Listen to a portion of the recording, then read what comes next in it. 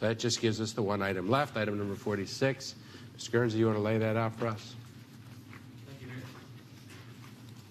Mayor. Mayor and Council, Greg Guernsey, Planning and Zoning Department. Item number 46 is case C14 2016-0063.SH, Villas of Vinson Oak, for the property located at 4507 and 4511 Vinson Drive. This is a tract that's almost 2 acres. It's composed of 3 tracts of land. The proposal is to SF6 MP zoning. The current zoning is SF3 MP. The request is actually to go forward and add some more units on the property. On these 3 tracts, the Planning Commission's recommendation did limit the number of units to a maximum of 16, provided there a restriction that there may not be more than 2 units in each building. There's a maximum impervious cover of 50%. There's a limit of 1 ingress and egress onto Vinson Drive, and prohibit accessory dwelling units, and also require a 6-foot fence along the common property boundaries. To the north is a religious assembly use and single-family uses, and the zoning is SF3MP and LOMU. CONP. To the south and east are also single-family residences, and then to the rest you have the railroad tracks and some street right-of-way, and beyond that some single-family residences. The South Manchac contact team had met with the applicant and has not supported the rezoning request, and the neighbors that live within 200 feet have filed a petition opposing the rezoning of the application, and that stands at 54.7%. I believe the applicant has a short presentation, and I'll pause if you have some questions. Ms. Kitchen. A quick question about the contact team. Did they vote on it, or did they just not take it up? I believe they voted on it, and I think they're is there someone here that's going to speak to that? Or? Yes. Okay. All right. So so your understanding is the contact team voted on it, and they voted against the rezoning? Okay. Mayor. Yes. Mr. Guernsey, could you give us some orientation? I'm not familiar with this part of the city, so okay. If you could give me some north, south, east, west. So this is actually south of Ben White. If you were coming in, I guess, south of Ben White, near the hospital, I guess further south of the hospital, which is, the... just on South First. I guess it is St. David's. Yeah. And James Casey, if you look at the very top of the map, runs right next to the hospital on its eastern side. This is kind of, this would be, I guess, west of South First, south of Ben White. And you can see St. Elmo right along the top of your map as well. So it's on the south side of the city, south central. Where's the train track? It's immediately to the west. If you look at the map, I don't see if this is a pointer that. I guess it doesn't work. But if you look where it says Vinson Drive, you'll see the railroad track to the left of the road.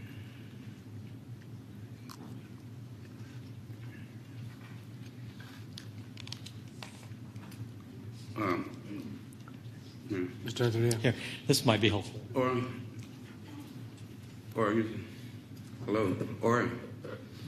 It's all, you know where St. Elmo Elementary is at? I'm sorry. That tickled me. Yes, I know where that is. It's right there in that area. Right in that area. Okay. Yes. Thanks. I'm throwing no stones here. Are we ready? Does everyone want to say anything before we hear from the applicant? The applicant can come up. That'd be great. You have 5 minutes to open. So if people Donated donate time, does that add to the 5 minutes? So you're Antonio Costino. Correct. Is William Hodge here? Is Linda Guerrero here, and Jerry Morales? All right, so you have 5 plus 9. You have 14 if you want to use that much. Okay, I won't use it all, but just as long as it's not 5. Mayor Adler and council members, and thank you for giving me the opportunity to present today. And Councilmember Renteria, thank you for attempting to limit our the wait time, and you saved us 2 hours. Appreciate that. We did get stuck behind Plaza Saltillo, and I don't know how you all do it every Thursday. It was pretty intense. I have a presentation. If you could cue it up, please. All the questions that were mentioned earlier, I'll attempt to answer those. So I've tried my best to make the most responsible development I could, both in the context of the Imagine Austin plan and its offshoot, the South Austin Combined Neighborhood Plan, a development that has a win-win-win. So not just as what I could do with the default subdivision, but something more creative that takes care of multiple bottom lines, like the socioeconomic aspects, environmental aspects, something for the local immediate community as well as something for the greater Austin area. The slides before you, if you need paper copies, I have some. I doubt you really want to read anything right now. But they're basically variations of what I presented at Planning Commission. A lot of the more technical engineering kind of slides are in the back, so if we need to get to those, we can. But really, I just want to describe the development, the neighborhood, and then get to the conditions that have been placed, basically bring us up to date, what the Planning Commission decided. And then my summary of why I think this plan is better than the de facto subdivision that I currently also have going through the city. The vision has always been to create a pocket neighborhood currently on undeveloped urban core land that fits within the framework of the South Austin Combined Neighborhood Plan as well as a smart housing program. As was mentioned before, I don't think pointers work here, but essentially the project has about 70% on the western side. It butts Vinson Drive, which is the innermost curved line there. To the west of Vinson Drive, that other curved red line is the active Union Pacific Railroad track. And there is the dead Austin Bergstrom spur that crosses Vinson and basically follows. It doesn't have a red line, but in between the two, if you look at the triangle there, the southernmost edge of that triangle between those two straight lines, that's where it goes. So that's the Austin Bergstrom spur. As you can see, it's flat, hardly any trees. The main tree that's there, beautiful heritage oak, we're naming the development after it. So I've called it Villas on Vinson Oak for that tree. The curved nature of that is actually wrong. It's an effect of the GIS program. It's actually a little bit wider. But the main takeaway, we see basically largely residential neighborhood. This next slide probably says it better. There are SF3 lots abutting Vincent that push driveways into Vincent. In the context of the South Austin Combined Neighborhood, which is split into 4 zones, we're in the northeast sector, the South Manchac sector, in the northeast part of that. And as you can see, the split there where the Bergstrom spur goes, and the Union Pacific Railroad continues to the north, about 200 to 300 yards from St. Elmo.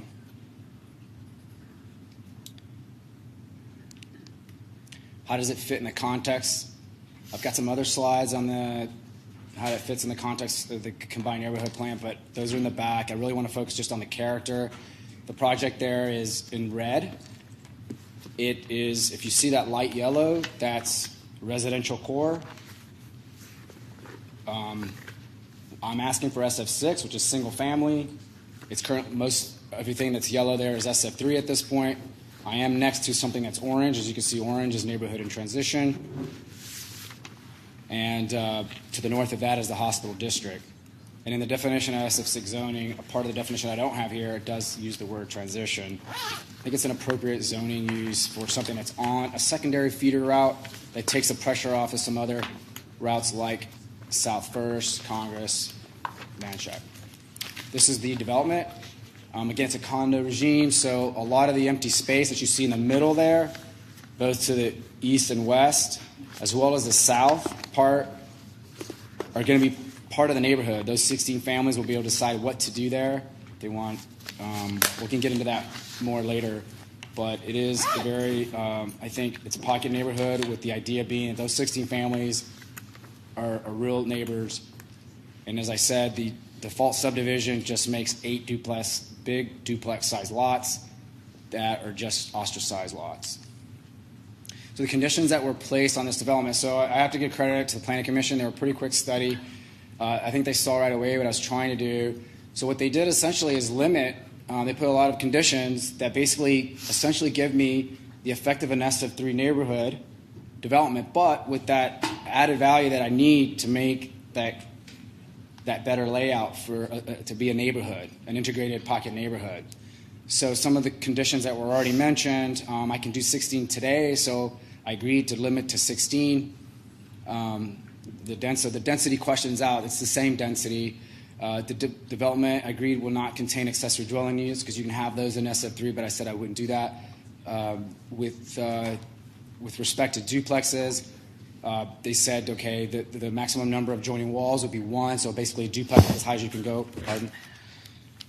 They saw also right away that the current subdivision could have the danger of pushing up multiple driveways into Vinson, so they said, okay, we were going to limit ingress, egress out of Vinson to 1. I think that's smart.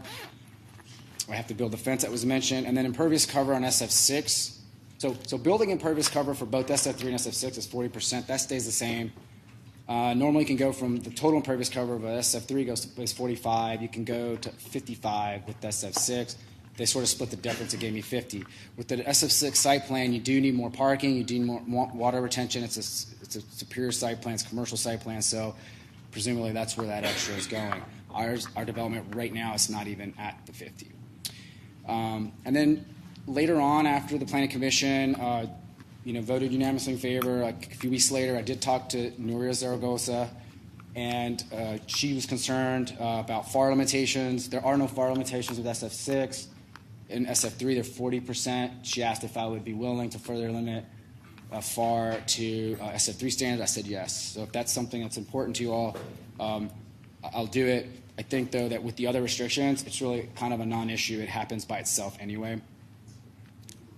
So finally, I really want to just summarize why the benefits of doing my proposed development with the SF6 request that I'm asking for versus the default subdivision. First of all, it is automatic that any kind of zoning change will have compatibility standards. So there's additional setback protections to the neighbors there that are not currently with an SF3 subdivision. Also, I've willingly wanted to participate in the smart housing program. The unique feature of the units that I'm going to offer is that they're family rentals and they're integrated within an ownership scheme, sort of an ownership style development. I think, and as was mentioned earlier today with the deliberations with the project before, that a lot of times lower income family housing is found on the outskirts of the cities, or they're found all together. In this case, they're blended. Good school. These lower income families will be able to live, and the children will be able to go to school with families that own their homes. You default to green development if you participate in the smart housing. There are higher ADA standards that have to be complied with the SMART program. There's going to be community space. I know there's a lot of talk about making this a park, and I'm willing to discuss that, but at least with this versus the subdivision, there is communal space. If the 16 families that own that communal space want to build vegetable gardens or a kiddie playscape or a doggy park or picnic benches, grill tables, whatever they want to do with that, that's their choice.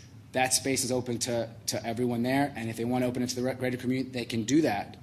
With 8 duplex-sized lots, it's just single owners blocking any access. It's their land. Obviously, another benefit is the fact that this little community will have an organized voice through an HOA to the greater Southwood Neighborhood Association. It's a more integral neighborhood. I mentioned that density and FAR is not an issue because it's the same. We talked about the multiple driveways, that risk is eliminated. And finally, and kind of importantly, because I know flooding's been talked about a lot, I can draw retention ponds in an SF3 subdivision, and I can even build them. But when people then buy those lots, there is no accountability for maintaining those or keeping those. With an HOA condominium style development, that's communal. That'll be part of the HOA.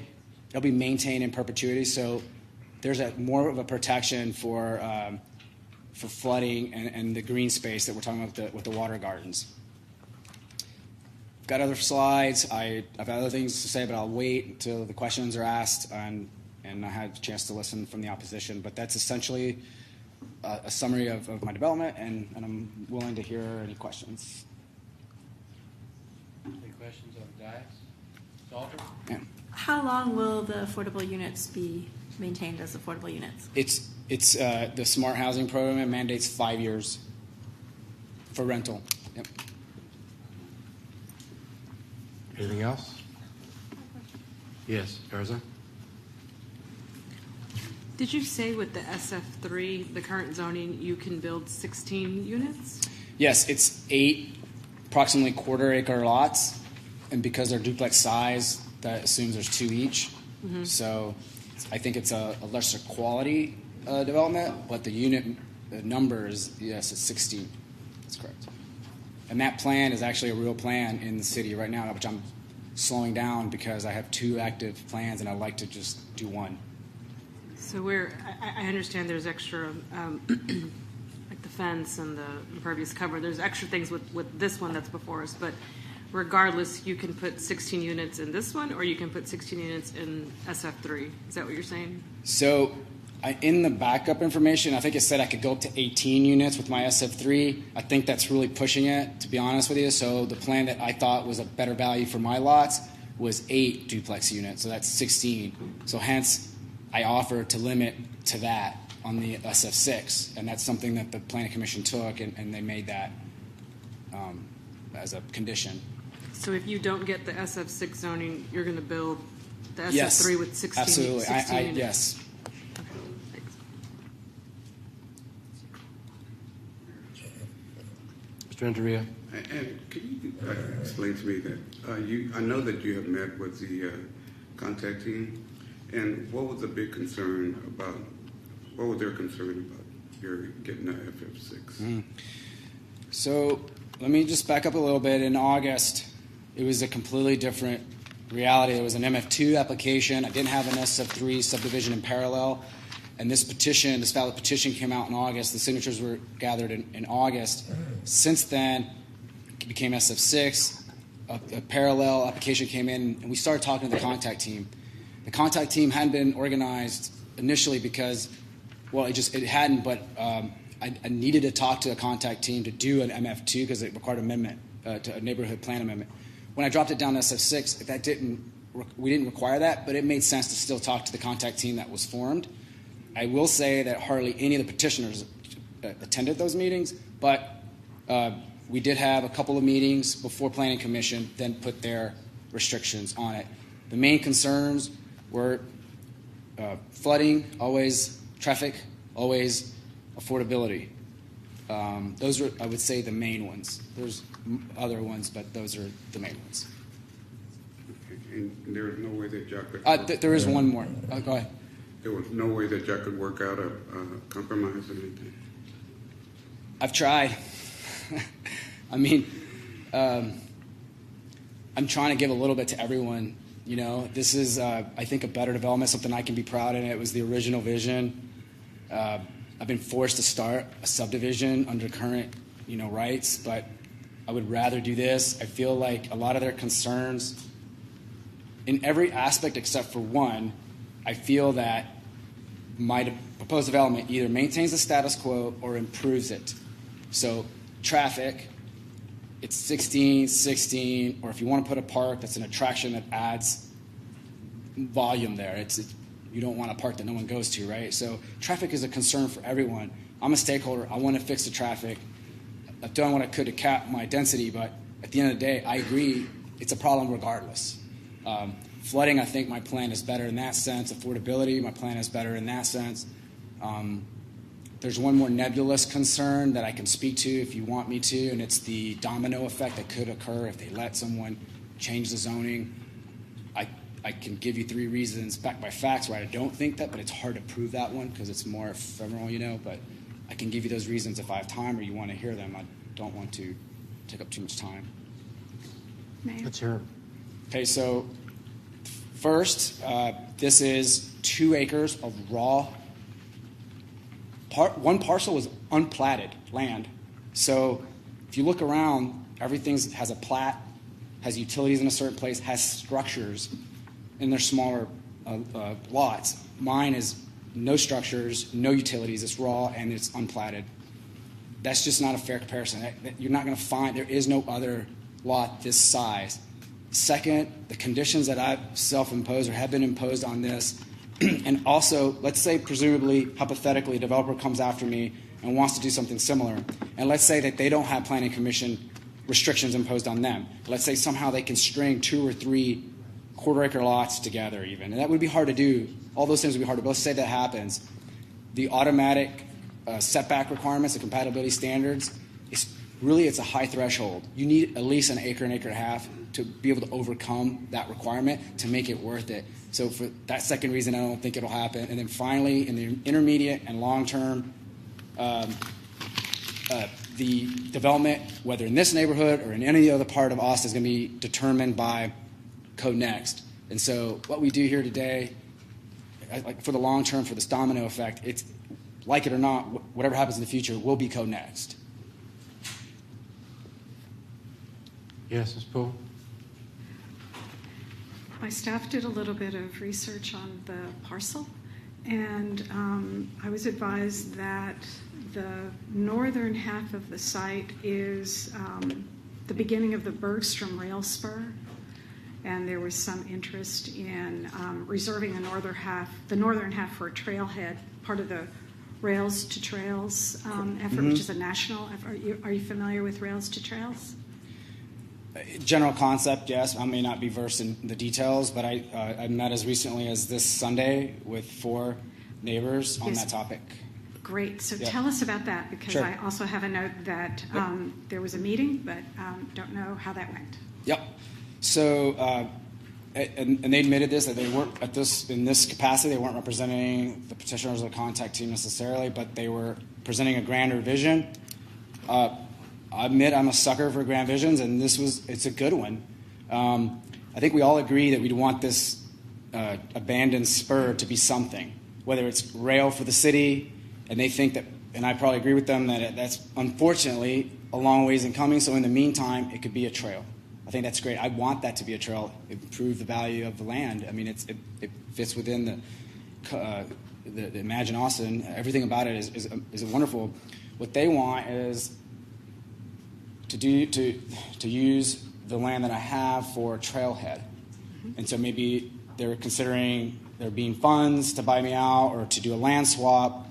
I brainstormed with them on this topic. We walked 200 to 300 yards to down the trail, down this rail, this dead spur, to the corner of where the St. Elmo's School is, and we talked there for a bit. One of the things that I pointed out is even if you could get these resources to buy this land, wouldn't they be better used maybe to build a trail and instead use this space that's already owned by the city, Austin Independent School District, St. Elmo's, to co-locate the trailhead there? At the end of the day, it's 200-300 yards difference. It's still a trailhead. It goes all the way to the airport. 200-300 yards aren't going to really make that much of a difference. That's one idea. There was another even more out-of-the-box idea that I presented. I don't know if they were willing to do that one, but do you want to hear that one? Yeah. Absolutely, especially if it's out of the box. So I mean, look, I believe in grand ideas and noble vision, and this is one, but also, like, great visions have to be able to manifest themselves in the practical and real world. And so I suggested, if you don't have the funds to do what you want to do, that there's a neighbor to the north of me, if you could put the map back, but essentially, I had approached this neighbor over a year and a half ago to buy half of his back lot. If you cut his backyard in half, he would be more like his neighbors and unlike his, because he has a very large lot. It's full of trees, so it's not good to put houses on, but I wanted it to build a green space for my community at the time. They weren't interested, which is fine. I dropped that a long time ago, but I said, if you can go convince them to do that, I will buy it and deed it to the city, as long as I can get that at market rates, and as long as I can integrate my neighborhood with it and keep my number. I would do that for them. I'm trying to think outside the box, but I honestly, I don't know how realistic it is to do a land swap or to get this bought out. I think that those conversations, I'm open to them. They can occur regardless of this decision today.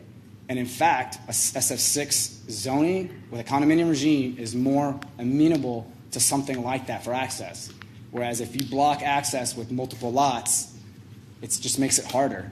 You're always going to have the trail. The trail is access for everyone, but to get to that trail, it'd be easier if you had a condo regime that you could talk to the HOA to do something with. Mr. Mayor? Can I ask one more time what the motion is? It's just on first reading?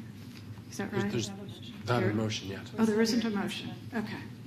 I'm going to have to step away, but I'll be back. I have to do an introduction, and I'll be back probably about 7:30. I don't know if we'll still be working on this item. We have quite a few speakers. Odds are we could be. Okay, very good. Well, I'm going to step away, and I will be back as soon as I can. Ms. Kitchen. Thank you. Could you put the map back up? Because I want to understand a little bit better about the option you were talking about.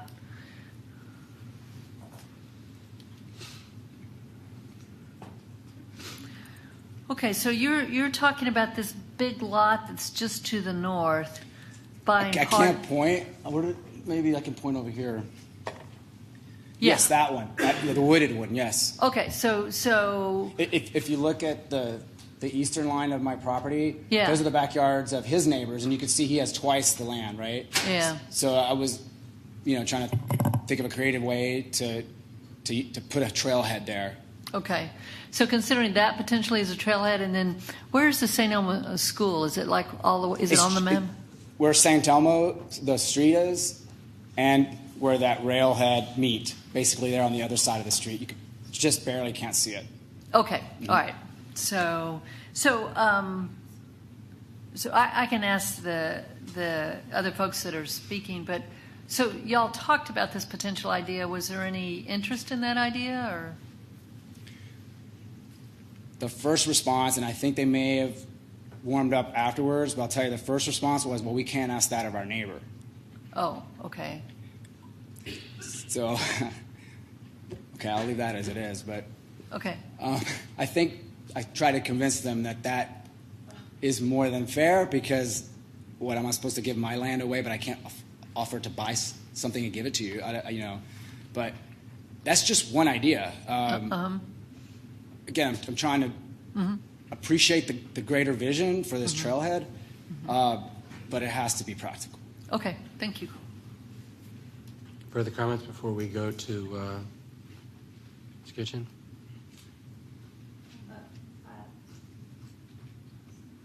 I have questions for staff related to transportation. So, Do you want to hear them before we ask the public to speak? yeah, let me just ask some quick questions, and then we'll. Thank you very much. Thank you. Sit down. Transportation staff. Anna Martin, Austin Transportation. I don't know if you can answer this, but basically, I'm wanting to understand. I'm familiar with the road, Vinson. So, and I know there are some concerns that the neighbors have in terms of traffic along there. So I'm just wanting to understand what can be done with that road. I've been up and down that road a number of times, and so I'm familiar with what it looks like. So, and I don't know if this is a road that ATD has on your radar screen. And so my question is it something that you all have looked at? And if so, what kind of improvements do you all think is appropriate there? We've taken a preliminary look at it as this case came forward. It's a substandard. It's identified as a substandard street right now. There's 21 feet of pavement, no sidewalks or bike lanes. We determined that the first thing we need to do is get a survey because we don't know where the city right-of-way ends and the UP rail line right-of-way begins. And then, so once we figure out the right-of-way, we'll have a better understanding of what the opportunities could be for any sort of widening or sidewalk or bike lane placement. Okay. And what is the interaction of that road with the railroad? The crossing. Yeah, of, it doesn't really cross. It I mean, who crosses owns at a that land? Is that what the That's study one would thing be? we need to figure That's what you out. have to figure out. Mm-hmm. Okay. All right. So you don't know really what kind of collaboration might need to occur with Union Pacific? Not yet. The survey is Okay. the first step. Okay. So is that something that's in the works, a survey, or what's the status of that? Transportation, in conjunction with Public Works, has committed to doing further research on Vinson Road. We have yet to identify resources to kick this off yet. Okay. And then finally, with this type of development, would there be some fees that are paid that could be used for that road, or no?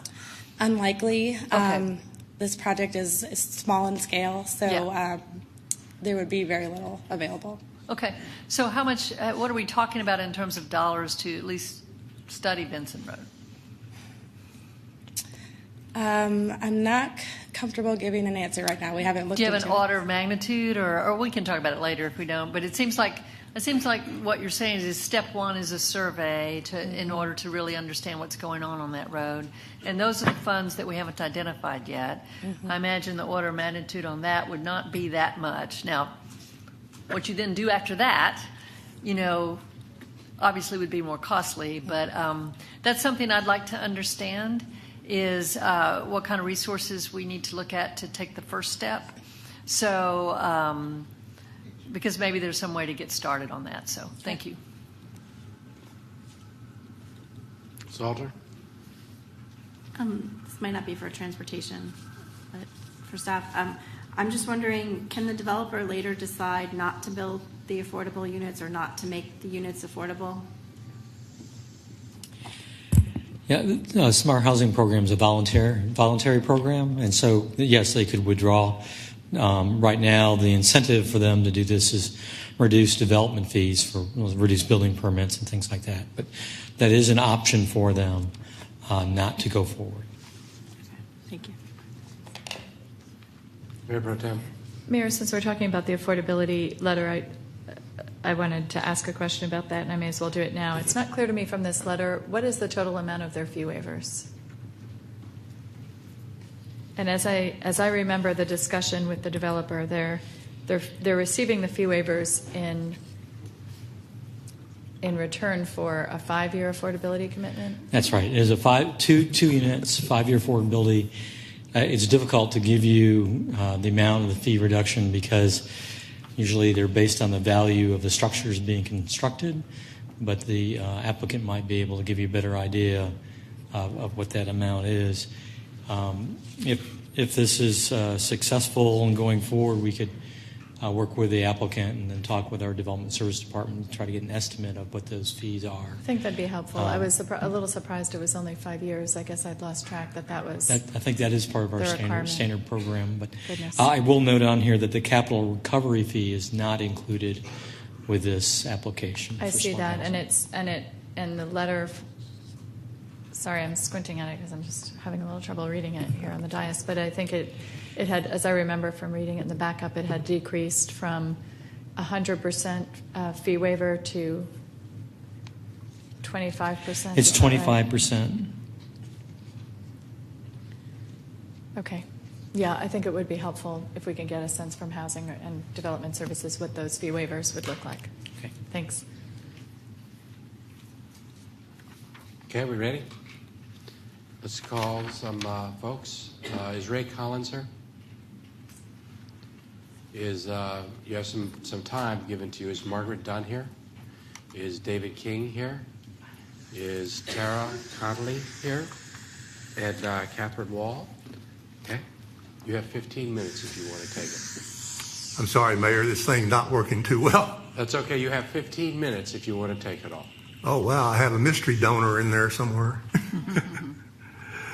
Thank you. My name is Ray Collins. I'm a member of the South Manchac Combined Neighborhood Plan Contact Team, and this is the South Manchac Combined Neighborhood Plan. It is so new that it is only recently eligible for amendments. It is the living document that you have from us stating what we want for our neighborhood.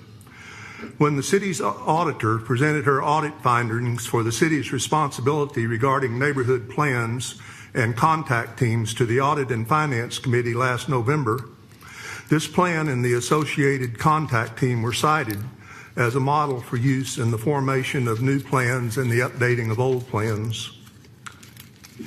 District 1 Planning Commissioner White referenced page 52 of our neighborhood plan at the December 13th Planning Commissioner meeting. It was reproduced on page 19 of the staff report. Commissioner White asked Wendy Rhodes, on page 19 of 93, there's the pullout of policies from residential core, and SF6 has an asterisk next to it stating that uses should be conditional and may be appropriate when located next to more permissive districts or intensive uses, depending on context. It says in the staff summary that SF6 is appropriate based on this, but I'm wondering, what are the more permissive districts and intensive uses that are in the context of this that support that? And then Mrs. Rhodes responds that staff did not establish a conditional use. The absence of a conditional use violates zoning principle number 3, which the staff report states must be followed. Zoning should be consistent with an adopted study, future land use map, or an adopted neighborhood plan. There is no justification for we didn't establish this as a conditional use when the property borders other SF3 properties. The entire property is surrounded by single-family homes in SF3 zoning, excepting a place of worship permitted in any zone. The Vinson Drive property is not located next to a more permissive or intensive use. To grant SF6 zoning in the residential core of our solidly SF3 neighborhood would create incompatible zoning. There are no other condominiums, townhouses, or apartments in this neighborhood. The residential core policies referenced by Mrs. White on page 48 of our neighborhood plan state that the following are appropriate as infill or redevelopment options: single-family houses, duplexes, small houses on small lots, cottage clusters, bungalow courts. Under SF3 zoning, a hypothetical calculation based on the square footage of the Vinson Drive property posits 8 attached duplexes, the same number of condominiums proposed in the SF6 application. However, as duplexes are already allowed under the current zoning, duplexes are compatible in our neighborhood, whereas condominiums are not.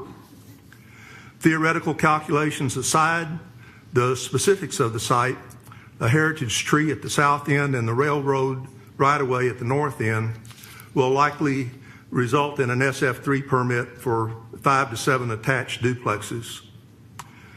The signers of the valid petition and other long-term neighborhood residents seek to avoid the densification process described by Richard Suttle, a developer's representative at Armbruster and Brown, at a December 5th contact team training event. He spoke about asking for upzoning in a solidly SF3 neighborhood such as ours, saying it, quote, absolutely puts the rest of the block in jeopardy. He said he's, again, quotes, time and time again, he said he's seen it time and time again, that a rezoning of a particular piece of property might seem to be appropriate specifically for that piece of property, but it has the unintentional effect of changing the whole block and our immediate neighborhood because of the zoning change and effects it has on neighboring properties. Neighborhood residents are well aware that there are going to be 10 other, that's Mr. Suttle's words, developers after him with similar or higher upzoning requests. From the residents' point of view, the resultant progressive increase in density destroys their neighborhood. The progressive densification caused by upzoning in our residential core, as described by Mr. Suttle, destroys the neighborhood by making the adjacent SF3 properties owned by the long-term residents less affordable. These people are already living in the affordable housing that is available to them. The 2015 update of the U.S. Census American Community Survey reports a median household income of $48,929 for Census Tract 20.03, where the Vinson Drive development is located. As of February 7th, the developer changed his affordable housing offer from 40 to 10% of the units, only 2 units at 80% MFI, $62,250 for 5 years as part of his SF6 application. That is clearly unaffordable housing for this neighborhood. In his State of the City address just passed, Mayor Adler proposed an Austin bargain for how our neighborhood plan is to be included in Code Next. Quote, I would propose that we agree not to force density in the middle of neighborhoods. There is no sense in shoving density where it would ruin the quality of life we're trying to save in the first place, where it's not wanted by the neighbors, and where we would never get enough of the additional housing supply we need anyway. In exchange, as part of this bargain, let's all agree that we will adopt a code rewrite that will give us the housing supply we need, unquote. For tonight, however, our present neighborhood plan is what you have for the basis of your decision. This is also an opportunity for you to make a forward-looking decision based on Mayor Adler's Austin bargain of not forcing density into our residential core. We ask you to vote to uphold the ballot petition so our neighborhood remains as we have agreed we want it to be, and this our neighborhood plan. Since the Vinson Drive development adds impervious cover 2 blocks upstream of the 25-year Williamson Creek floodplain, I will briefly speak to flooding. I reread the Flood Mitigation Task Force report and summarized the half dozen or so places where it addresses the upzoning request before council as follows. Evaluate development in a proven flood-prone area such as the Williamson Creek watershed on the basis of reducing or, at the minimum, not increasing the risk to neighborhood residents for loss of life and property. Use buyout sparingly to avoid destruction of neighborhoods and the resulting emotional turmoil for its residents. Emphasize infrastructure solutions instead to reduce the number of habitable structures subject to flooding.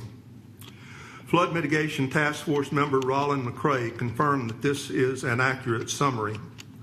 Based on the expertise he acquired from the access he had to city staff and data, he said, quote, probably not even SF3, single family, should be allowed, as any additional impervious cover will increase flood elevations, end quote.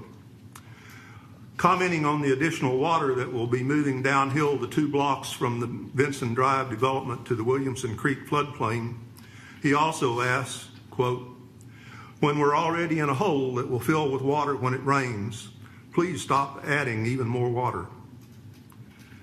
A few contact team members, myself included, are working to fulfill Rollins' request and leave the Vinson Drive property undeveloped. Today, you see an abandoned rail spur that took jet fuel to Bergstrom Air Force Base. The city's plan for this right-of-way takes advantage of the fact that it is the only non-auto route to the airport.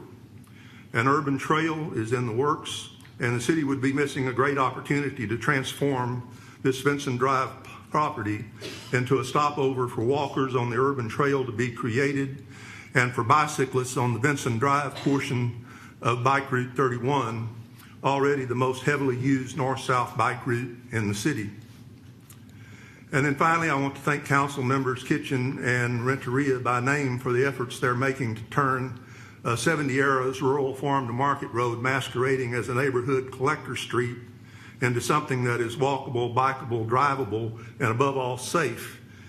That's already very far ahead of the city's overall implementation of Vision Zero. Since we didn't succeed in obtaining a meeting with the appropriate member of Mayor Adler's staff, I take this opportunity to ask him directly that he and his staff work with them in a similar manner as the assistance he provided to council member Renteria for improvement of a road elsewhere in District 3 last year. We talked to so many council members and staff that we heard speculation that the reason we didn't obtain a meeting was a new baby. If that rumor is correct, congratulations both for the new baby and giving the child priority. Thank you. Mr. Mayor? Yes. Could I ask a question? I wanted to talk some more about the traffic on Vinson. So I think that, can you speak to your concerns about that road just from your experience, and so we can help us all understand the concerns about it? Yes, as a matter of fact, I'm retired, so I drive that road off peak. And even off peak, you know, by the time I get to my credit union down on Stassany, where, you know, by then it's turned into Emerald Drive, and it's a reasonably safe urban collector street. You know, I've accumulated a tail of like 4 to 6 people, even in the middle of the day. Thank you. And I'll let other people behind me to speak to what they see in the morning when their children are going to school and stuff like that. Okay. Well, then, may I ask one more? Then the other question I wanted to ask, Mr. Collins, just related to the contact team, and the reason I ask is because I'd heard different things about what they actually voted on. So, and there's no one here from the contact team, right? Oh, good. So y'all can speak to that. Okay, because I had heard that the contact team didn't actually vote on this property, but so Yes, I'm from the contact team. Oh, okay. Well, you can tell me. And we have 1, 2, 3, 4 of us. Okay, well, just tell me what the contact team did then. Yes, the contact team voted to uphold valid petition. Okay. And of course, that means remaining SF3 to honor our adjacent neighbors' desires. Okay. And then we have a smaller group within the contact team that would like to look beyond that, but we're still going to be loyal to what the vote was. Okay. Okay. Thank you. Anything else? Thank you. Thank you, sir.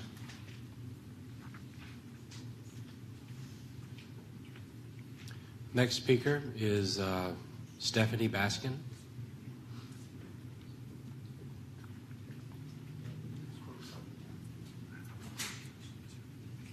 Good evening, Mayor Pro Tem, and council members. My name is Stephanie Baskin. I'm a property owner a few hundred feet away from the railroad tracks from the proposed Vinson VS. I would like to address the conditional overlay found in your backup material on page 1.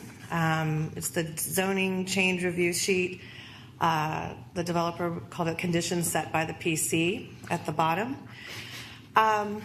Many of these conditions were taken from the agreeable conditions document that was presented by the developer at the Planning Commission meeting on December 13th. It was presented in his last slide in the presentation titled as agreeable conditions. I just wanted to make sure that, to be clear, these conditions were never agreed upon by the neighbors on the petition, other neighbors such as myself and the contact team. The developer presented them as agreeable conditions that he would agree to. But the background story with this, the conditions arose from a previous contact team neighborhood meeting on November 1st. Linda Guerrero, the developer's hired representative, asked the attendees at the meeting for conditions that they would consider if hypothetically the property were to be rezoned as SF6. She passed out paper for people to submit their conditions. A few attendees offered ideas to be considered and later further discussed, and they submitted those paper to be further considered and discussed to Mrs. Guerrero. Many attendees from the contact meeting and attending did not offer conditions, as they did not and do not believe that the property should be rezoned to SF6. And as they've stated tonight, they stand behind the valid petition. So these submissions called agreeable conditions were not a consensus agreed upon by the contact team. This was created by Ms. Guerrero and the developer as agreeable conditions based on this meeting. In the developer's presentation at the Planning Commission meeting, this explanation of the background story, where these agreeable conditions came from, was not offered, or at least was not apparent regarding this information. And it might have caused some confusion.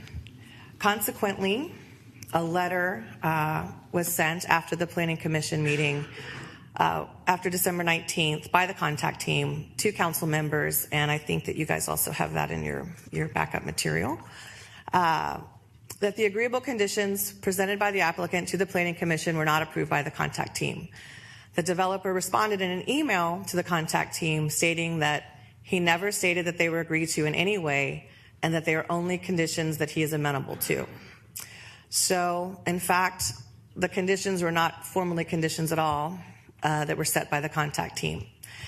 In conclusion, this was definitely not made clear by the developer in the Planning Commission meeting that these agreeable conditions were not agreed upon by the contact team, and I wish to make that clear now. So, thank you. I have a question. And I guess I have the same for Mr. Collins and the other neighbors that are going to speak, so if they can address this. I understand the concern about SF6 in this area, but if, let's say, he could build 32 units with SF6, and that's what he was going to do, but with the current zone of SF3, he can only build 16. I could totally see, you're doubling the size of what you can build there, and no, we don't want that, and I would support that. I'm trying to understand. Was the initial valid petition purely on SF6 that could allow him to build? Because now his plan, he's essentially asking for SF6 and building an SF3 development. So I'm not a part of the contact team, so I'm a neighbor, and I stand behind what I just read. Okay. But I would rather have someone from the contact team speak. So. And I guess Mr. Collins. Thanks. Thank you. Well, it was 16 units, 8 attached duplexes, not 32. I'm sorry. I just kind of picked a number out of as an example. I'm trying to understand. I understand the opposition if he was asking to build more, and in the current he can build the same. He can, from what he just said, he can build 16 with the current zoning, or he can build 16 with SF6. Yes, that's what I was addressing in my presentation, using Mr. Suttle as an example. I ask you to consider the fact these neighbors have lived there for a very long time, and they also wish to be able to afford to live there for a very long time.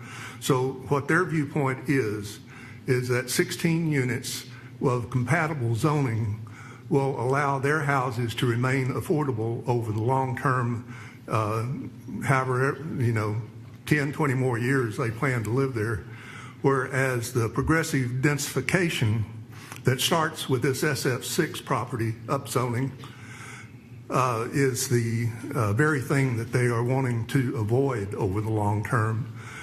We showed council members what we called vulnerable properties in the individual meetings, and the domino effect that Mr. Suttle described in the contact team training last December 5th is a very real danger in our neighborhood.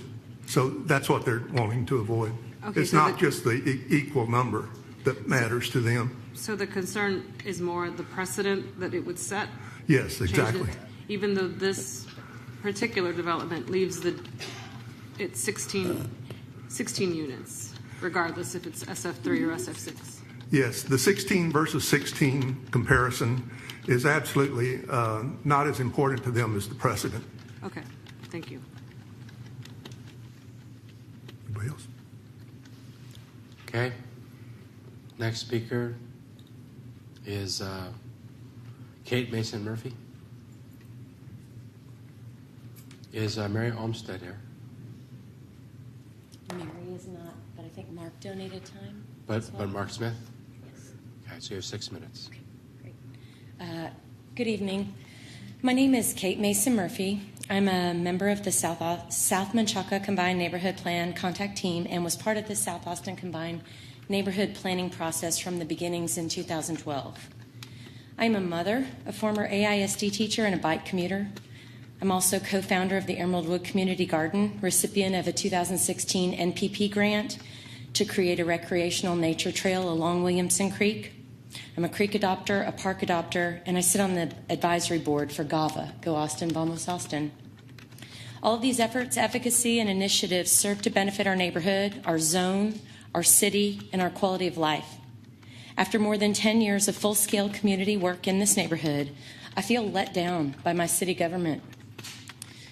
As a then single mom making $40,000 a year, I bought a small, sturdy 1970s home on the Richmond tributary, a drainage ditch that starts in our neighborhood and empties into Williamson Creek in our neighborhood about 250 yards downstream of me. In 2008, I was rezoned to the 100-year floodplain. 3 years ago, I was rezoned again to the 25-year with velocity. This is all due to development upstream. Our home is now on the Williamson Creek flood buyout. I have already lost my neighbors on both sides, 2 more across Aberdeen, 2 sit empty with regular police activity, and 2 more families will be gone in a month. My home has never flooded, and I live 4 blocks downhill from this short-sighted infill project in an already flood-prone area. We bought into the Imagine Austin vision. We jumped in and fought for Prop 1 mobility bond. We also walked for your campaign, Mayor Adler. We actively work with PARD, Watershed, Urban Trails, Active Transportation, AISD, Safe Routes to School, APF, KAB, and many others. In collaboration with Bike Austin, we submitted a rail trail grant application for the Bergstrom Spur last week, which included a letter of support from Chad Krager, COA Transportation Department. The Bergstrom Spur is a Tier 1 urban trail that runs 7 miles from the main UP line at Vinson through the Greenwood Cemetery to the northwest corner of the airport's property. My husband, our 3 boys, and I stomped all the way to Montopolis a few weeks ago. Let me tell you what we saw. An abandoned, overgrown, and neglected right-of-way full of trash, stolen goods, beer bottles, needles, and homeless camps. Not much different from the images the media ran last week of Williamson Creek. With a coordinated nudge on the part of the City Council, city staff, nonprofit organizations, and other stakeholders, this is what is possible. A 7-mile, separate from auto, recreation and active transportation corridor connecting people with jobs, affordable housing, services, and other amenities as we move forward toward the vision of compact and connected communities. We should be focusing infill and redevelopment on our minor and major arterials, our corridors, or the St. Elmo Industrial Project area, whose northern boundary is the Bergstrom Spur, for example. With 4 breweries already in that area, giving people non-auto options is just plain smart. American Youth Works, 2 Alcoholics Anonymous locations, 2 Health and Human Services offices, Cat Metro routes, and the Goodwill Megastore Blue Hangar are all on the Bergstrom Spur. There are also large parcels of land for sale east of I-35 on the Spur, perfect for creating a dense, affordable corridor that could offer wraparound services for homeless, immigrant, and low-income populations, access to healthy food and green spaces, safe routes to schools and jobs, and one that is not reliant on the automobile. We have a small window of opportunity right now to make a quantum leap in moving Austin forward. It would be a shame to lose this over an irresponsible infill development in the middle of our solidly SF3 neighborhood that is promising only 2 smart housing units for the minimum 5 years with an MFI figure that is 15,000 higher than the surrounding neighborhood. This pocket development doesn't connect to anything. The walkability score is 25. Not only do we request that you vote against the upzoning to SF6, we request that you acquire this land to be used as a trailhead for all Austinites. We are your partners in moving Austin forward. We already write grants. We already do community outreach and organizing. We already work with numerous city departments and nonprofits. And we are only asking you to do that which we can't. Uphold the valid petition. With all due respect, our vision for this area is better than yours. Thank you. Thank you. Gets us to our next speaker, who is Larry Murphy.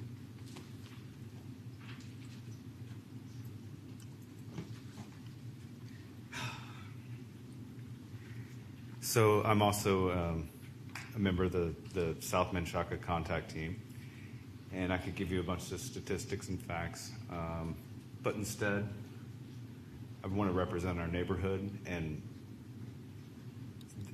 also what it means to Austin. It is one of the last zones of affordability. So thank you all for your time and hearing us out today. But what I want to get away from is we've got a current combined neighborhood plan. We worked hard with City Active Transportation.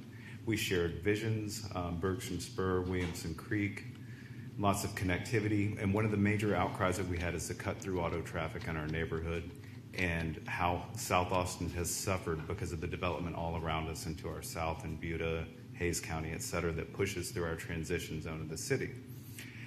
So we're in a situation where we have limited sidewalks for our children, on Bike Route 31, and development has continued to push us out in gentrification.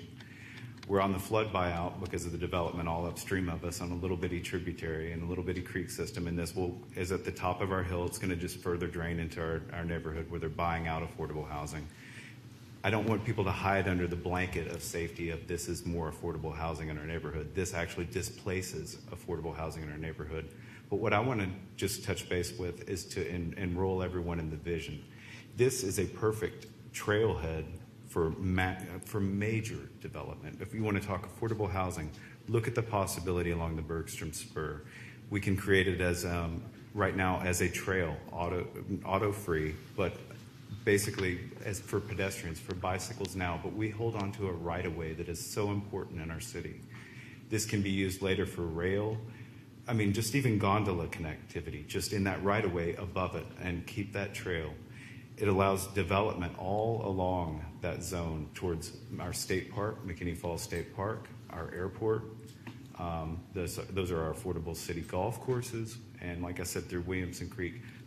It's also a defunct warehouse district. All of this can be redeveloped as truly affordable housing. Instead of the 12, 14, 16 units on this parcel, we could be looking at 14,000 or more as we responsibly redevelop that Bergstrom Spur in that area east along Burleson Road to our airport.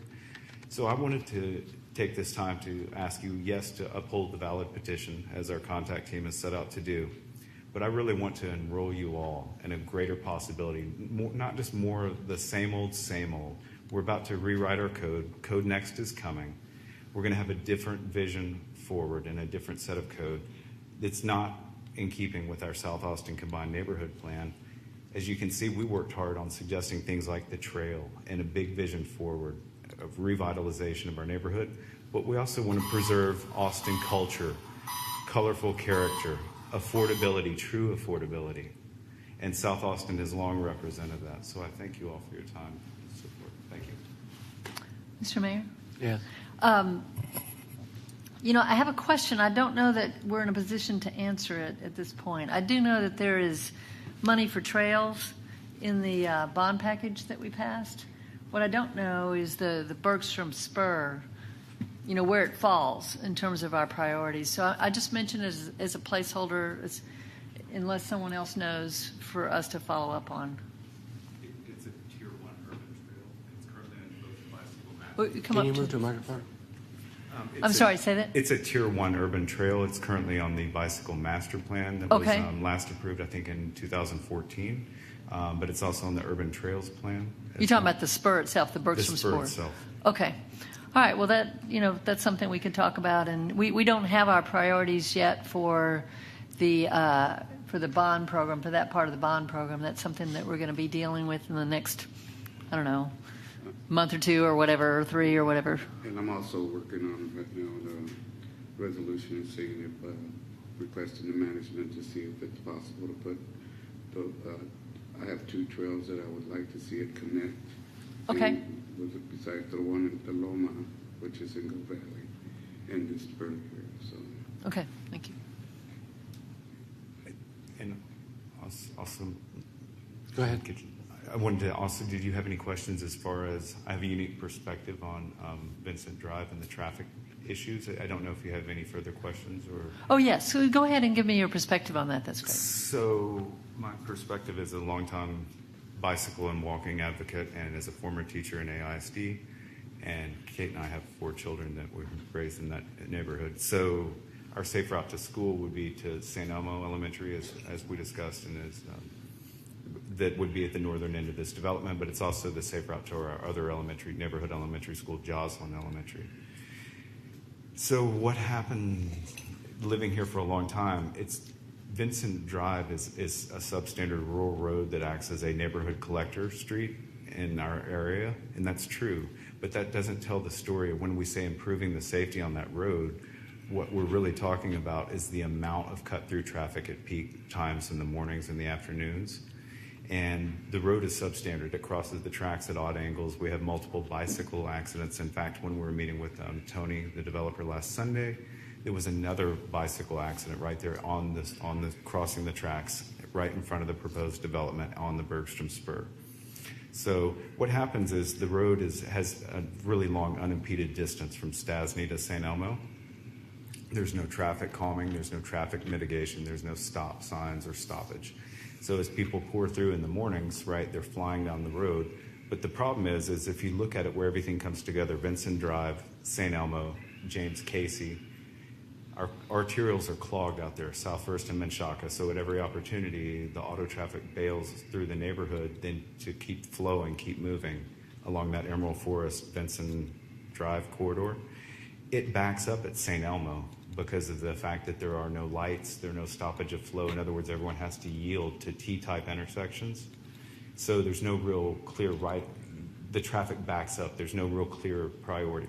So what happens then is all the traffic pours through the interior of the neighborhood where there are no sidewalks, where there are no bike lanes. You see what I'm saying? And so it destroys the livability or our ability for our children to even get to elementary school in the mornings. I mean, the amount of car traffic pouring through South 2nd, South 3rd Street. We just had we just had a child that was hit at St. Elmo this year in September.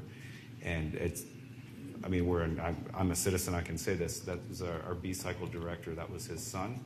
And his mother was a librarian at St. Elmo. And so my voice is also, we're trying to represent for them. That's how dangerous our neighborhood has become, where we have our B-Cycle director and myself, who has stood in BAC and is an advocate for a long time and worked with past city council members and many others advocating for safe cycling routes and active transportation options in general in Austin. So, and that was where that child was hit this September. It's like a war zone trying to get through there in the mornings, like I said. And so, and the reason we feel hurt by the city is because we've been promised things like traffic calming, traffic mitigation, be it like roundabouts, art in public spaces, gardens. You know, thinking outside the box, trying to calm this traffic through our neighborhood and trying to make it a more livable, more pleasant place. Instead, we haven't received any support whatsoever. We haven't gotten any bike lanes. We haven't gotten any traffic calming. We haven't gotten any traffic mitigation. The problem has continued to just develop and develop. Since that time period, we've been put on the 25-year floodplain. They're trying to buy us out and force us out of our neighborhoods. They haven't given us any sidewalks or bike lanes or anything else. So what I'm trying to say, there's a big letdown generally in our area. It feels as if South Austin is given and given, and we suffer considerably our quality of life due to the development around us. But we haven't invested in the people that actually live here, that remain, that exist here. And so it's really apparent in a zone of affordability, like what's happened in some areas of East Austin. South Austin is now feeling that crunch of gentrification. It's the development. I mean, it's the car traffic pouring through. It's become a zone where it's difficult to raise children, and that's why our children are here. We rode our bicycles with our kids to attend the meeting. That's how important it is to us. So, simple things. So I appreciate the ongoing study, but that area, it really needs some attention. And I'm glad, too, that we're Vision Zero and actually looking forward to some of these design and really not accepting loss of life and risk to our children, to our families for the sake of mobility. So, thank you. Thank you. Those are all the speakers we have. We're back up to the dais.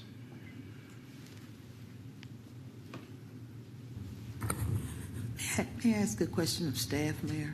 Yes. Greg? I'm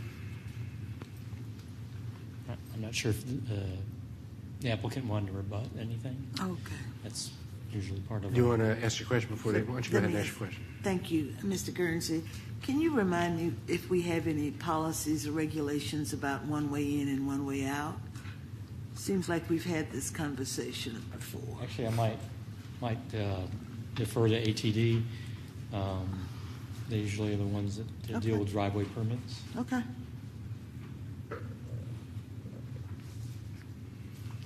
One way in, one way out. Jim Dale, Assistant Director for our Transportation Department. The question about one way in, one way out, we look at each of the different sites to determine what's the best access to those locations. And so in this case, we'd take a closer look as part of what Ms. Martin had said earlier in that engineering report or that study is to look is one way in, one way out. Is that appropriate in this location? And where would that fall in the process?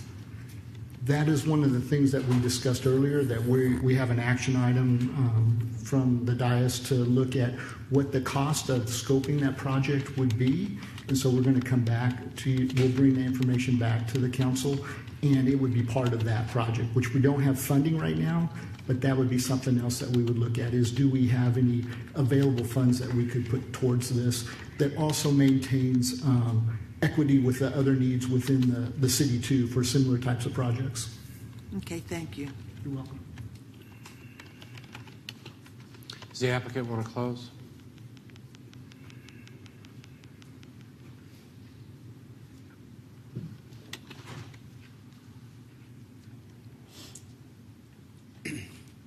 Thank you for your time today. I realize that the poster boy for all the problems and the growing pains that we're going through. I get that. Just want to bring everyone back to the fact and the choice at hand, which is, what development do you want to see? You know, at the end of the day, imagine Austin. They're just words on a piece of paper. If you really want to affect that change, I don't know what else I could have done to make a more responsible development. Not changing the density. Traffic is a problem. I understand that. It's a problem either way. It's a problem with the park there. Austinites have dogs. They need to be walked in the morning and the evening, exactly when the traffic problems on this road occur. I want those traffic problems fixed. I think the first place to start is where the South Austin Combined Neighborhood Plan identified on St. Elmo, some easy fixes. We have one-way stop signs. We should at least have three-way stop signs, maybe a light, 3 lights. You know, I didn't want to touch the ballot petitioners.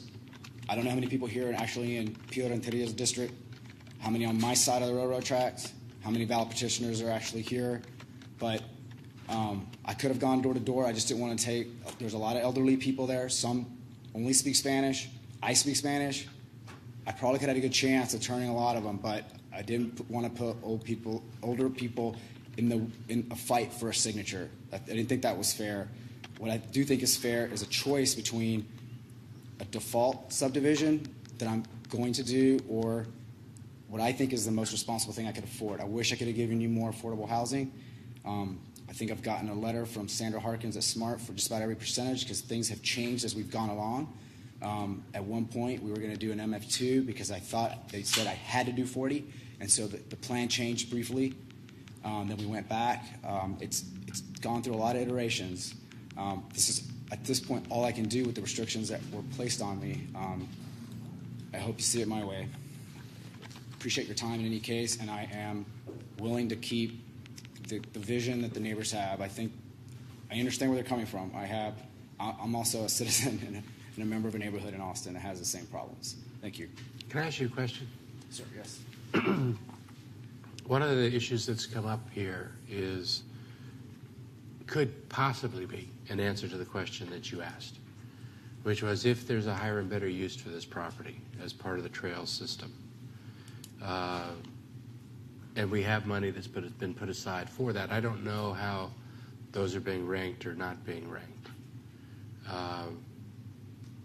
And we don't have the people here, I think, to be able to answer that question. Would you give us time to be able to ask that question and find out? And it sounded like you were amenable to alternatives if there was a funding source. There might be one, I don't know. But to be able to check that. I'm willing to be open. Please understand, this is already over a year. I wish we could have started with these discussions, but we didn't. It was no at all costs. And now it's 6 of one, half a dozen of the other on the financial front for me at this point. It's really about the added benefit. I'd be more proud of this development, but the cost of waiting have become such that I have a minor partner. He's wondering, why are we even doing this? You know, we have an alternative that it works. It's in play. I've held that back. If I have to wait, I have to know how long, because I have to answer comments. The next steps in this subdivision are expensive steps. Just a few weeks to be able to answer that question. It's been very stressful on me as well, so I carry that with me, and the family suffers. I'm having at this point compare it to what I can do. I could wait maybe till March, but I'm exhausted. I appreciate that. I appreciate that. Thank you. Thank you, Mr. Anthony. I've talked to the contact team, and it seemed like they are not going to be able to be eye to eye. They have met so long that they just said that they would just go ahead and get it, like the developer, just get it over with. Their recommendation is just to leave it at FF3, and I'm going to support their recommendation. Okay.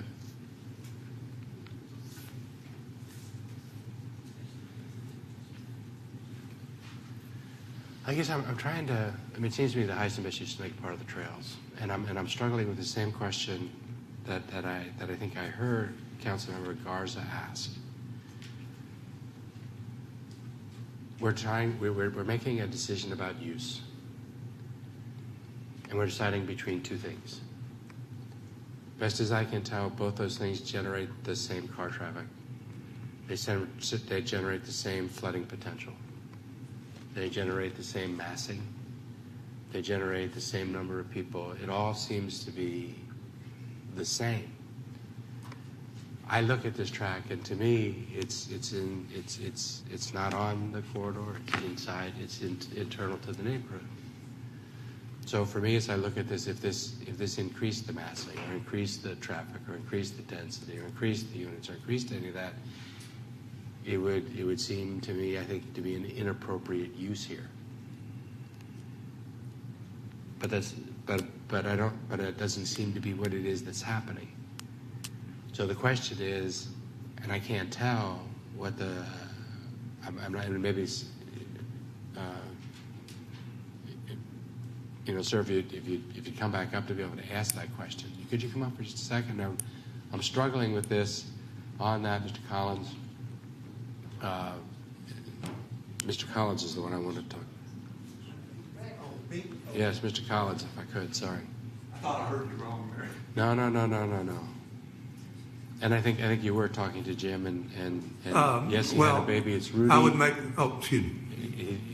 He did have his baby. It was Rudy. It was just a day or so ago, and I'm sorry you dropped off in that transition. I did see your email and your photos, though. So I saw the materials that you sent into the office.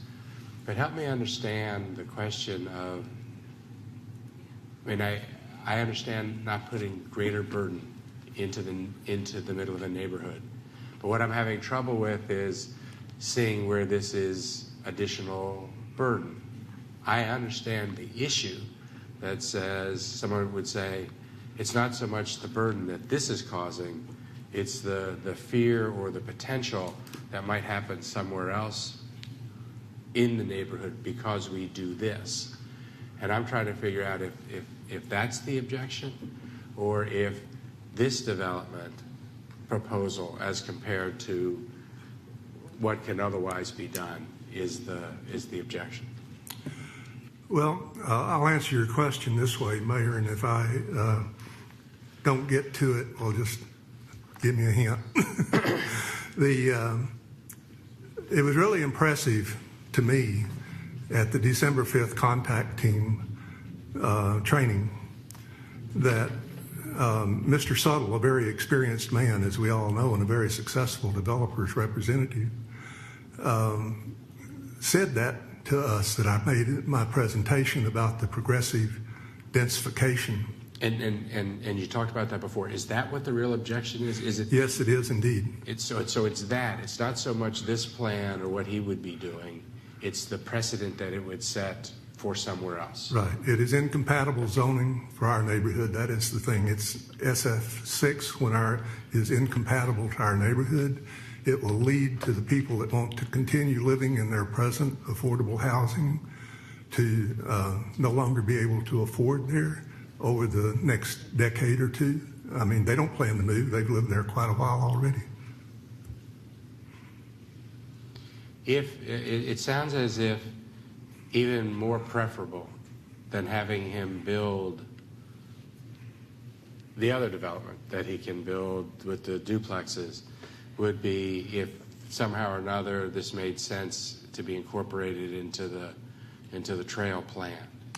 That's what he said he was willing to allow for a few weeks to ask that question. Would the contact team be willing to do that or no? Well, we're individual members of the contact team, and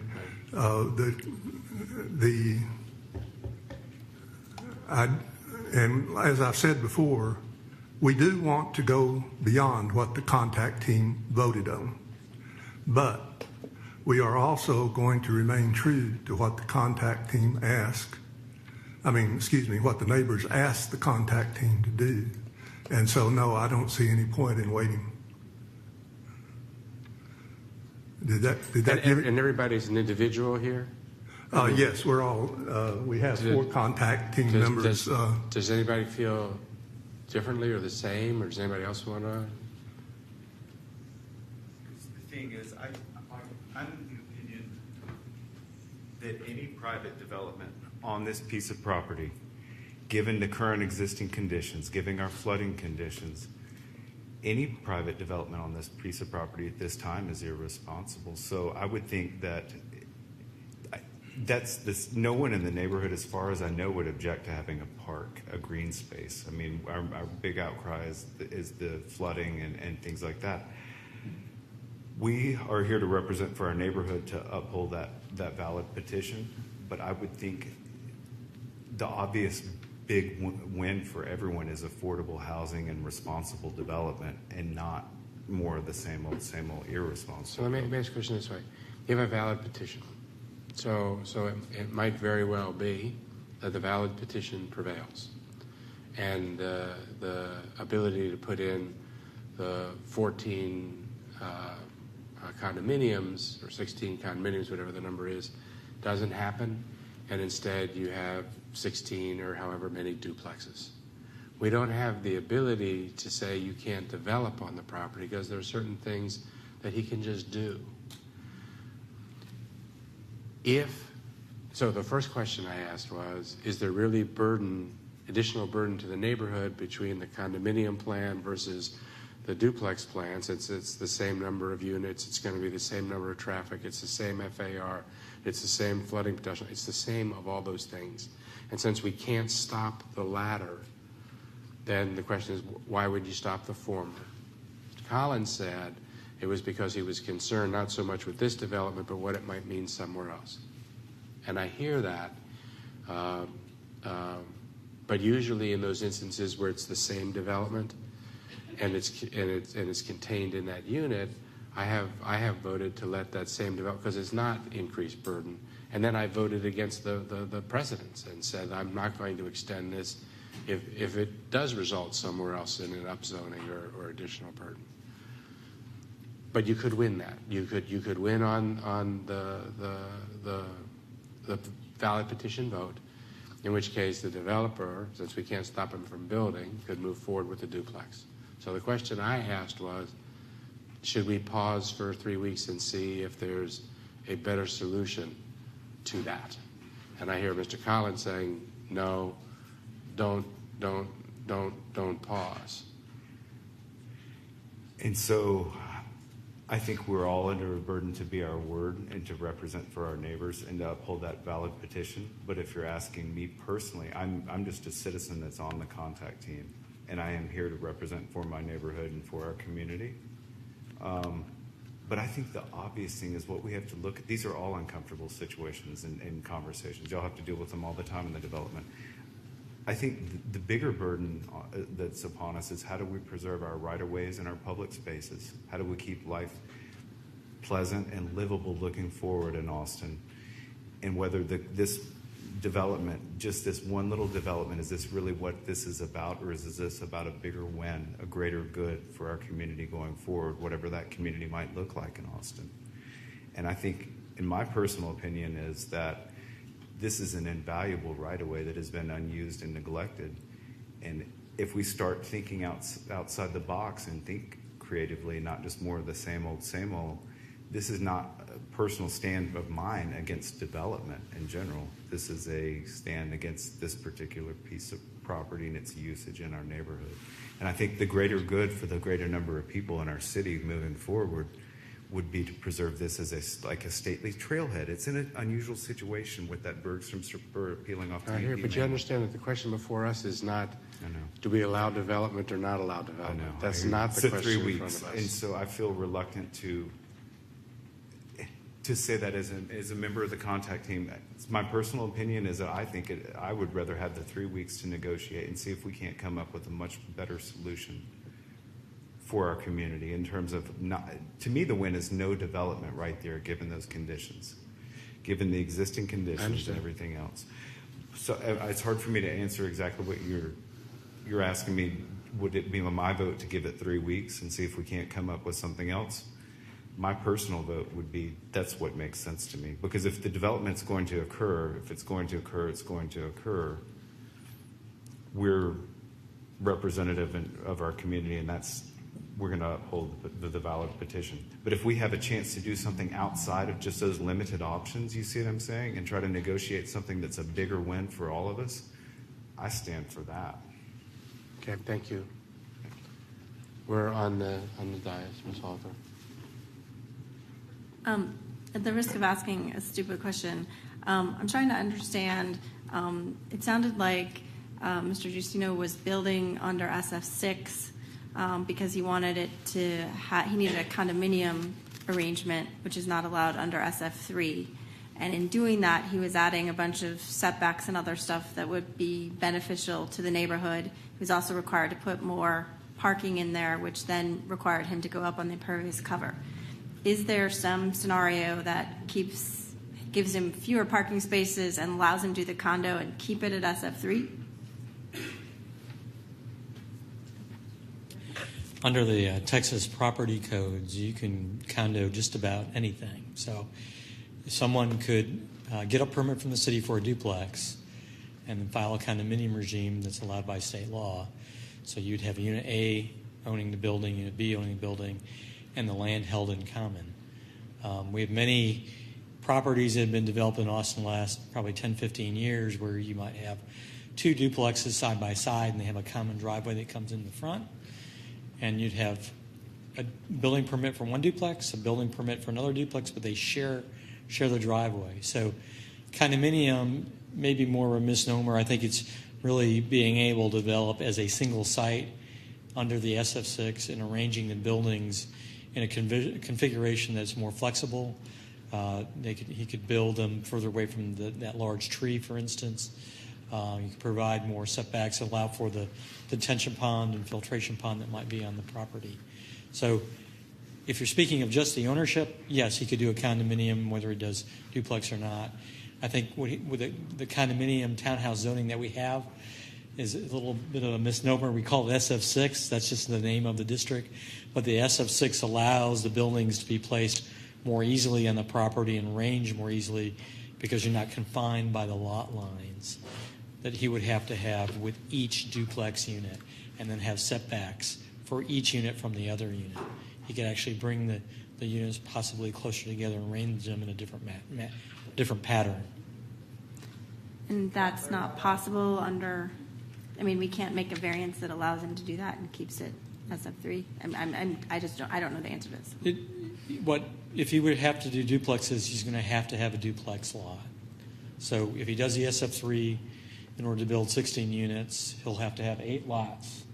I hear the question differently, though. I think the question is, can we do his plan under SF3 with variances and other things? I think he would have to answer that. Allowing him, maybe not to have to do as much parking, or if there are things that are within our power that we could make it work under SF3. Not necessarily to vary the parking. But he probably should answer about the layout if he were to develop it with lots to accommodate the arrangement of the SF3. She's not asking to change any of the, she's not saying, how could you change it? She's saying, could you do exactly what he had on his plan, but instead of having the base zoning be SF6, could we make the base zoning SF3 and then handle by conditional overlay or whatever else all of the things that we would need to do in order to let him do that? No, you would not be able to relax some of the standards to do that. Could I approach and clarify that, please? Could I ask? Oh, I'm sorry.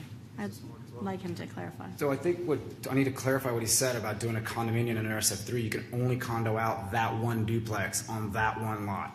That's correct. Okay, That's correct. Because there are 8 different lots. Basically, he would have 8 duplexes, Right. that would have 8 condominium regimes.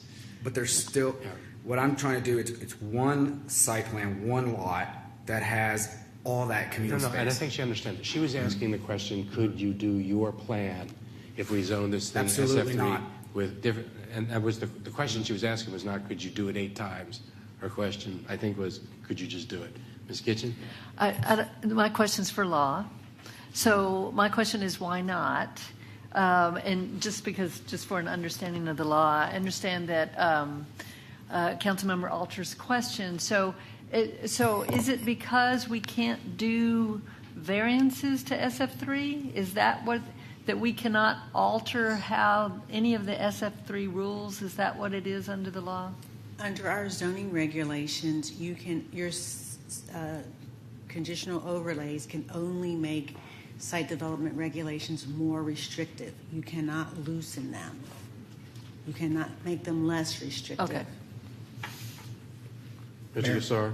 If I may, I think essentially what we're describing would be giving him SF6 and calling it SF3, which is, I think, where we hit the snag. Well, if I may, the thinking here is that trying to address the precedent concern, which, by the way, this is not the first place that we've had precedent concern issues. It's sort of precedent concern issues are a problem a lot of time, and I don't know that we have any good solution for that problem. So.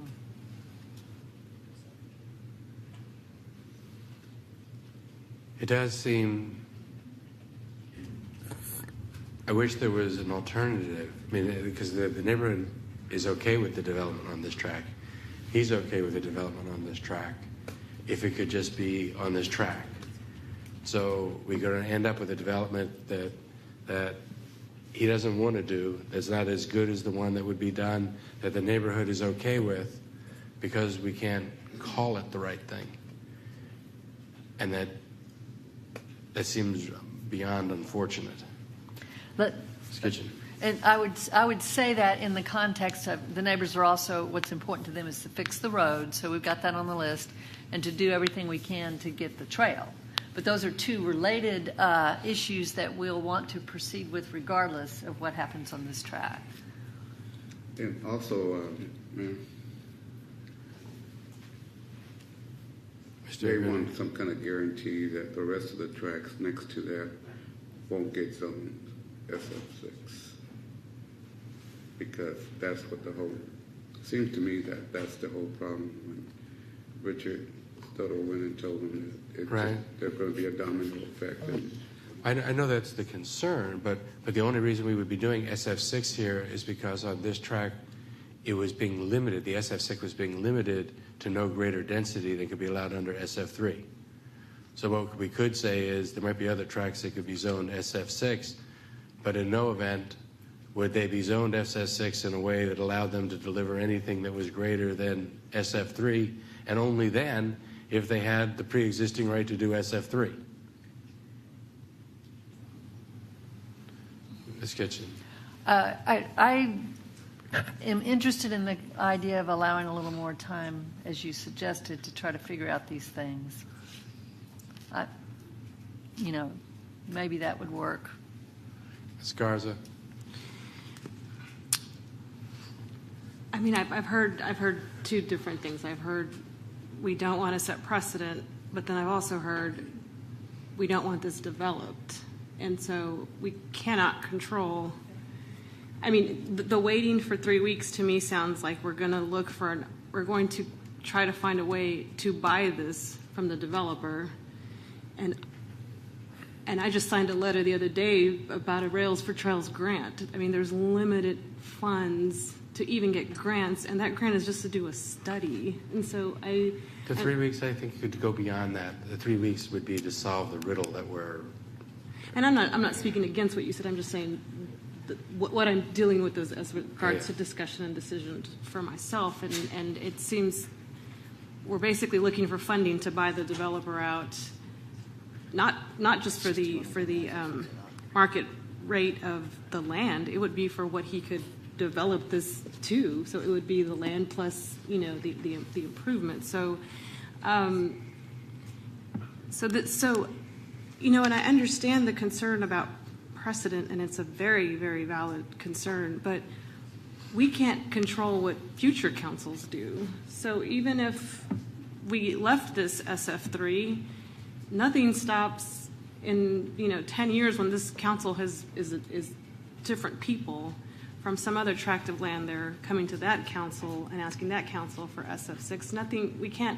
We're so limited by the Texas legislature on what we can do with regards to property rights. And so,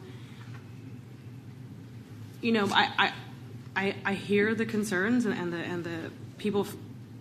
I've driven down this road a million times. I used to work at the fire station right there. But at the same time, it seems like the real choices are voting for, and I know the neighbors don't want to hear this, voting for something that puts 16 units and provides a lot of more protections, which are the setbacks and other improvements, versus the same development with 16 units that's not as, it's like we're making decisions for people that are going to be living there, regardless of whether we want it or not. We're making decisions for those folks. We're taking away a park from them that could be used by the neighborhood there. We're taking away that park purely because we're afraid of precedent that we cannot control. So those are the things that I'm grappling with. And, it is always nice to be able to say, let's take some more time. And so I could support that too. But anyway, it's just some of my concerns. Mr. Interview? I think that I was looking at the contact neighborhood group, and they signaled to me that they'll be willing to work with in the 3 weeks to see if they can get it done. So. Okay. And I would move to postpone this for our March. What's the meeting week? What? March 2nd? March 2nd meeting?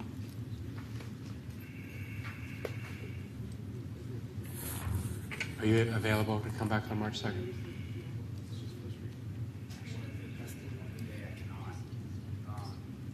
Then it would be then it would be March 9th. Mayor, just so we're clear, there's no meeting March 9th. You're going to attempt to purchase my land? Or I'm going to try and solve this riddle we've talked about. Code Next will solve this riddle. I understand, but I don't have Code Next right now. I need 1 week before or after. I will be out of town on the problem from a council standpoint is we have people attending the National Association meetings. So our next meeting is on the 23rd. Even if I say yes, I mean, I could just drop it and continue because I have to respond to the other development. It has to go, we're at the point where I have to post bonds on that and deed and do a lot of legal title work to put the easements, the right-of-ways for the subdivision. I don't know if I can hold that. I don't know the rules on that. I have so much time to respond. I could make a fake response with just some comments. I don't want a fake response. What if we postpone this for 1 week to the 16th when we're meeting, and that would give you and I a chance to talk. I would appreciate that. I really would. Okay. I would then move to postpone for 1 week. I'm just wondering if we should vote on first reading with some sort of statement about what we hope is happening. We could do that. Mayor, I'd be willing to use my office if the contact team wants to meet. Y'all can just call me up and we can set up maybe your. I'd be happy to help and assist in that. And Mayor, so is there a motion then? Well, Mayor, before you make the motion, I was willing to postpone for a week, but if we're going to make a motion to pass on first reading, I'm conflicted because he has the right to build a development now. And so I'm not sure what the riddle is that we're trying to answer. I guess I need you to help me understand what's the riddle, because he has a property right to develop something that he wants. He does. Well, he has the property rights to develop 8 condo buildings. 8 duplexes. That's not really what he wants to do. Right. And the neighborhood wants the park. Wants the park. They want the park. Well, but they also don't really want him to do the 8 condos either. This other development is the same density. They're fine with this development. They just don't want it to impact the properties next door. So I think that if I was working, I think, and anybody else, but with Council Member Renteria, would be to see if there's a way out of that. The riddle is, could he do the development that no one seems to object to in a way that does not create a problem? And then maybe we can also at the same time address the other issues that Ms. Kitchen raised, or at least be able to learn more about them. I'm just uncomfortable voting now. That's fine, but I did not hear a resounding warning from the community that they wanted the development. Either the one he's trying to provide or the one that he... That's what I'm saying, so I don't know, but I'm willing to give you a week. Mayor? Yes. I'm at the same place. Why don't we just let this settle and come back and talk about it next week and not take a first reading, just postpone? Okay. Mr. Andrew, what's your pleasure on this? I would agree to postpone. Okay. Get the first reading here today because of the ballot petition. You don't need on first reading. It doesn't require, you can, the valid petition, I was thinking it's only necessarily the third reading. So if there were 6 votes today for first reading, it would pass and move it forward, or we could postpone it.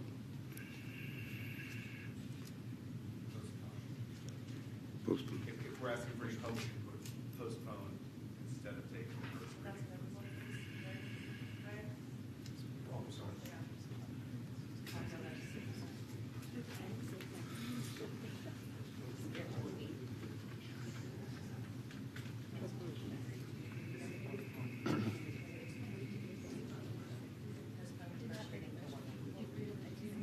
When? You did make a motion. Okay.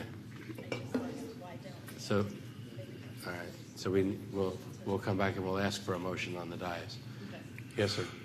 Well, I say again, we're individual contact team members. We're not the contact team, but we did poll here, and yes, a 1 week postponement is fine for the individual members that are here. I'm not going to say that I'm speaking for the whole contact team. Is there a motion to postpone for 1 week? Mr. Renteria makes that motion. Is there a second? Ms. Garza seconds that motion.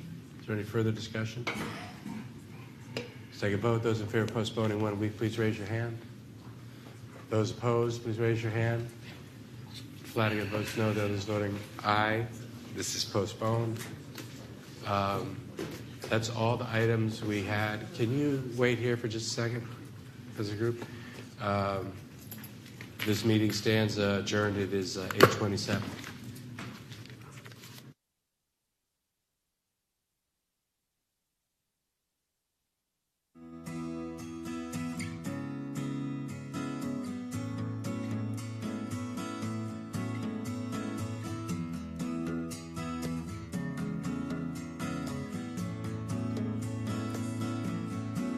Well, I guess I thought that I might have forgotten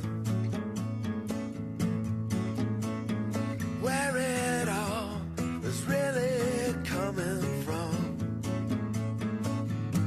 But maybe you know, maybe I'll go where you say. Oh, I'm waking up hungry and the spectrum seems so wide.